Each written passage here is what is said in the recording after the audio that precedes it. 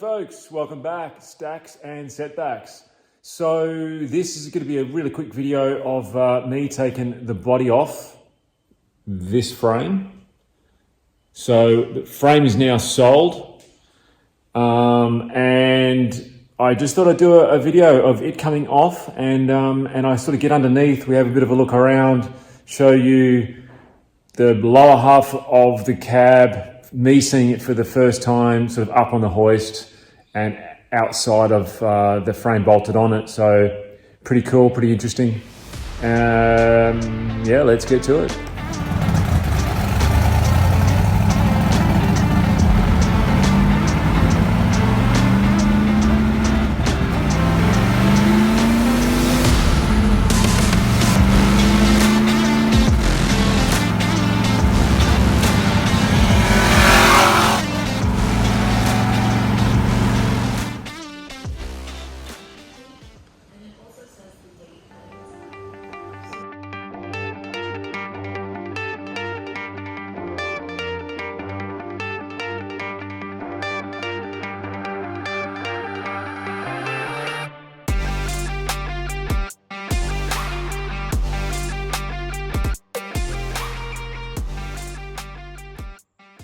Okay, so as you would have seen in that last little clip, the body's up on the hoist.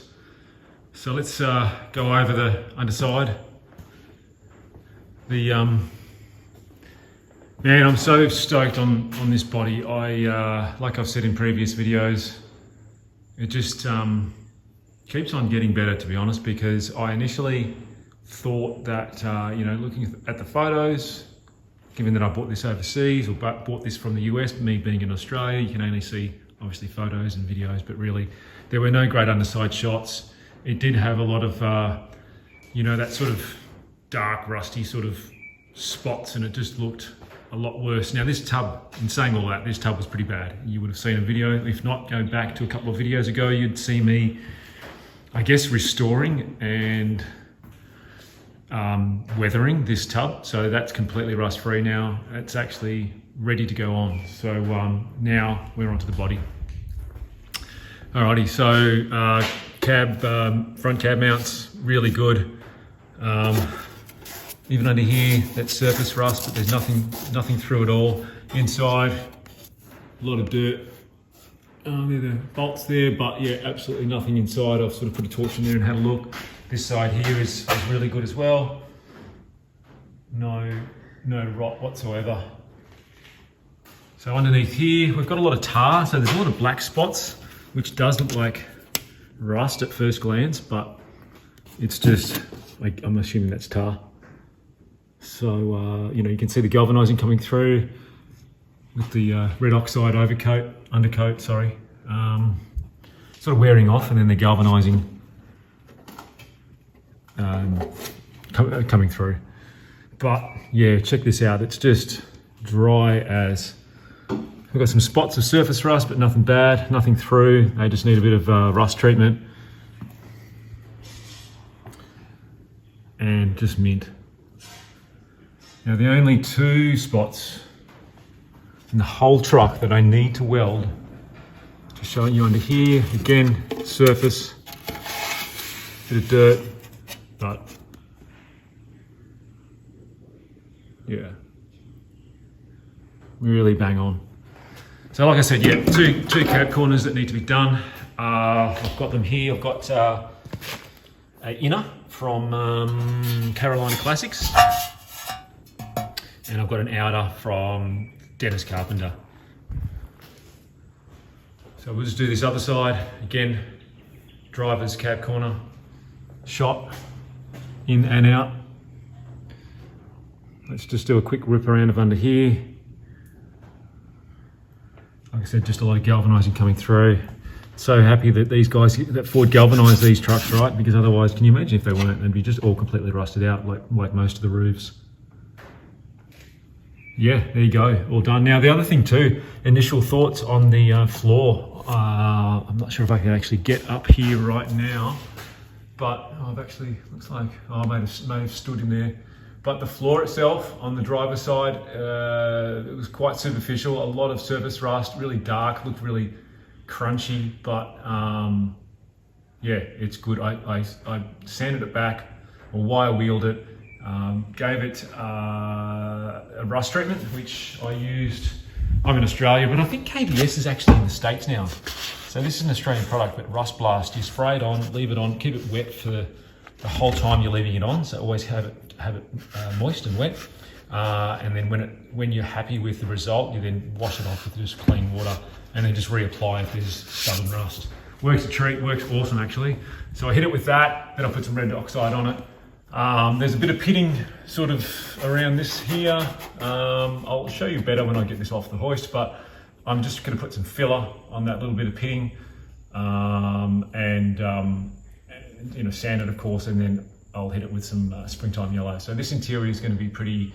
Look, I'm going to keep it all original in terms of this rear floor and all the rest of the springtime yellow. I'm just going to give it a good clean and leave it. I'll blend in this side and actually the passenger side, which had a little bit, nowhere near as bad, quite minimal actually. Again, a lot of that was just superficial, but I just wanted to clean it up, put a bit of rust preventer on it, and hit it with some red oxide just to seal it. I will hit it with some springtime yellow, blend it, similar to what I've done with the tub, and sort of weather it, I guess, in a way. I am going to run, I'd like to get a vinyl floor for this. I'm not sure who does them and how good of a quality they are. I've done vinyl floors on past projects. They're always a bit shit, to be honest. Anyway, we'll see. If anyone knows of a good vinyl floor manufacturer, let me know.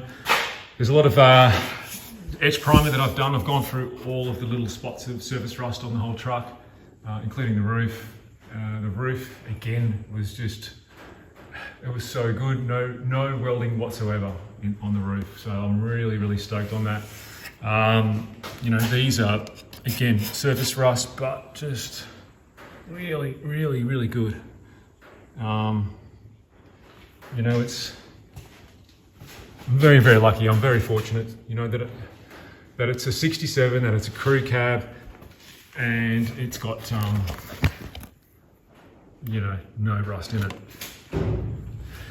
And, you know, anyone that's done body work in a restoration knows that it just takes months, you know, if not years, to do a good job, to do a proper job of body work and get it right.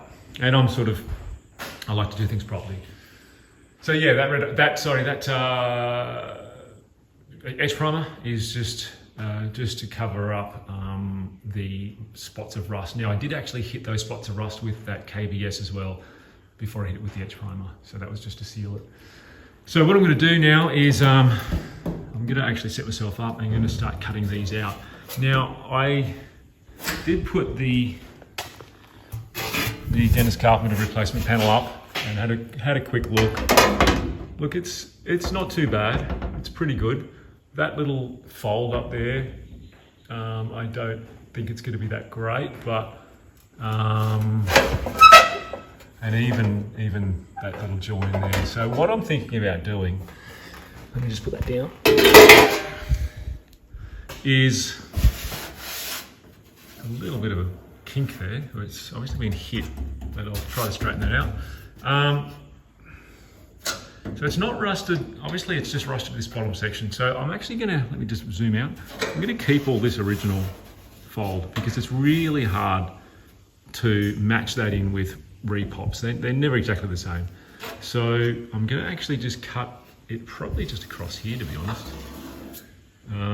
And really sacrifice this whole panel just for this. Which, you know, that's what you have to do sometimes with these rust replacement panels. The inner one looks really good, so, you know, shout out to Carolina Classics. You know, it's got this little fold here, which is exactly, can't actually see it, but it's. Sorry, hold on. Have I got this right? No, I haven't got this right. There you go. Yeah, yeah, it's got that little fold up there, so you can see the fold there, and then you can see the fold here. So yeah, go Carolina Classics. That's super cool. So that I'll probably actually. So yes, that's what I was going to mention. I I'd like to just cut through there, but in order to put this inner piece in, I really need to get to up here on the inside. So I'm actually thinking of drilling out these spot welds, cutting through here, taking this whole lot off, and maybe even just cut through on this peak, on this edge, take that whole lot off, put the inner in, and then weld this back on. Now I will have a gap, obviously, of the 1mm cut-off wheel, but that's fine. It'll probably just, I'll move it up a millimetre or so. It's not going to make a lick of difference. And that way, keeping these beautiful profiles exactly the same. I will cut that out, like I said, because that needs to be done. I can do that on the bench then, and then put that inner in, and then put this back on. Cool, that's it guys. Like I said, that was a real quick one. I hope you enjoyed that. Just another little snapshot of the 67 and the Crew. The 68 has been getting some attention, so thought I'd get back into it. I've actually got the 74 High Boy too that needs a bit of love. I'm going to be doing a few things on that soon. So let's call that a day, and we'll talk to you guys soon.